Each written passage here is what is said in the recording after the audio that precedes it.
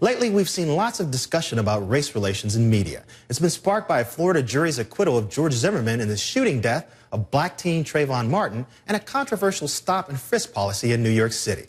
But some critics question if the discussion has been distorted by a race for ratings. Joining us to debate this and the fairness of the media's race coverage here in Washington, Brian Beutler, political writer for Salon magazine. And in New York, CNN anchor Don Lemon and New York Times columnist Charles Blow. Now, before we start this discussion, I want to take a look at two different takes on the shooting death of Australian baseball player Chris Lane. Alan West has tweeted this, quote, 3 black teens shoot white jogger. Who will President of the United States identify with this time? Excellent point.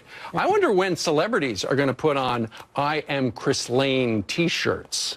Why isn't Al Sharpton protesting this? I protest when I'm called in and when there's an injustice. The 3 were arrested. There was nothing to protest. The system worked there.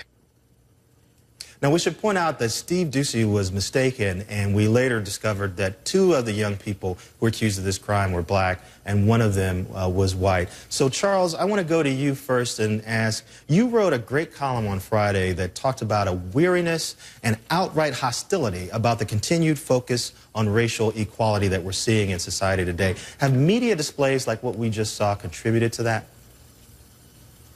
Well, I don't think that it helps, particularly when we're fishing around to try to find some parallel to the Trayvon Martin case. And I don't think that this particular case is the only one that we've seen since the Trayvon Martin case has occurred. And there seems to be some sort of tragedy competition to see, can we figure out a polar opposite case where we can point out the fact that there may be some inconsistencies or some inequality. And I think that what people are suffering from is some sort of selective amnesia on the Trayvon Martin case, because unlike that case, this particular case with the Australian baseball player, we're just, a week away from a little bit more than a week away from when he was killed. It has been all over the news. I have talked about it on television at least twice.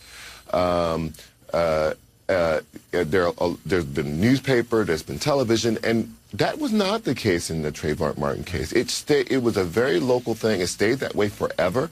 And when people started to write about it, Tremaine Lee and the Huffington Post, Ta-Nehisi Coates on his blog, and when I wrote my column about it, none of us were saying, where is Rush Limbaugh? Where is Glenn Beck? Why aren't they demanding justice here? Why aren't they? No, and I think that the mainstream media is kind of taking the bait here, as if these guys are the paragons of equal justice and of equal treatment. They're not. They've never been that, and they're demanding that of us. Now, and Charles, that's a strange position to be put in. Charles, I'm sorry, I want to break in real quick and go to Don, because Don, I think you may have faced the other side of this. You did a commentary where you talked about the 5 things that black folks could do to improve things for themselves, and you got a huge backlash.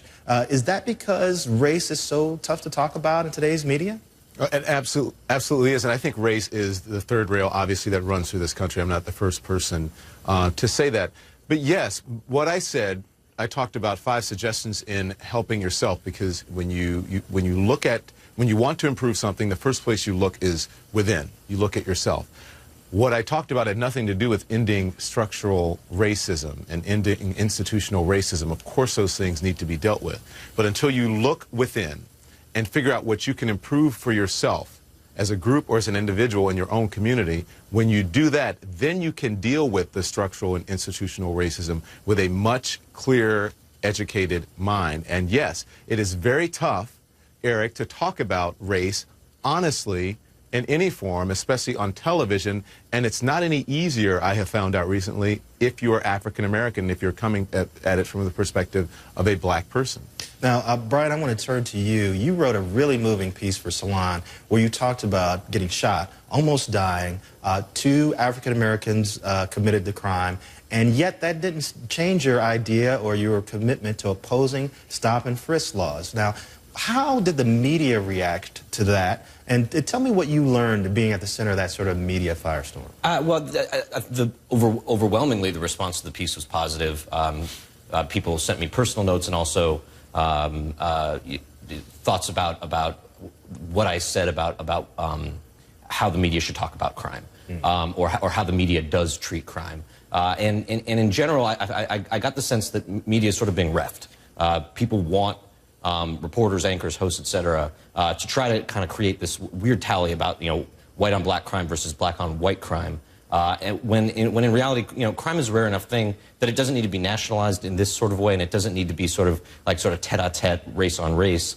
And I think most reporters, most people in the media understand that, but they feel this pressure from elements, I guess, on both sides, but in this case, from conservatives to sort of treat certain cases as if they offset others. Well, it's interesting because I've even got people on my Twitter feed saying, so many black people commit these crimes, and so there must be some culture of violence in the black community. How do you push back against that as a journalist, but also sort of stick to the facts? I've kind of tried to root it in statistics. I mean, there's a discrimination element here, which I think is obvious to a lot of people. But in general, what I said in my piece about what happened to me is that I was extremely unlucky, and that it would be a fallacy for me to treat everyone who resembled my attackers as if they were potential criminals. And that's just a fact. It's not something that I'm inventing to try to establish credibility for myself. It's just true. I cross paths with hundreds of black people in Washington, D.C. every week. None of them have tried to mug me since then or tried to shoot me since then. Can I jump in here, Eric? Sure. Come on in, Don. Listen, we must be honest, and it's not because someone is African American or Hispanic or a minority that they happen to be violent. But there is, if we're going to be honest about it, a culture of violence in this country. Number one, among young men, when you see all the stories that have happened this week, that's a reflection of what's happening in the country. And yes, there is a culture of violence among African Americans for whatever reason, for racism, for lack of education, for all of those things. But we cannot ignore the fact that in many cities around the country, young men of color are killing each other. I had two mayors on yesterday from Philadelphia and New Orleans, and their first thing is, if someone falls into a hole, you must get them out. And then you figure out how they got in the hole after you get them out. So first, we have to stop the culture of violence among young African American, and especially young African American men. There is a crisis in this country. Now, Charles, Go ahead, Charles, I'm going to break in, and I'm going to give you the last word. You got about 10 seconds. What do you think?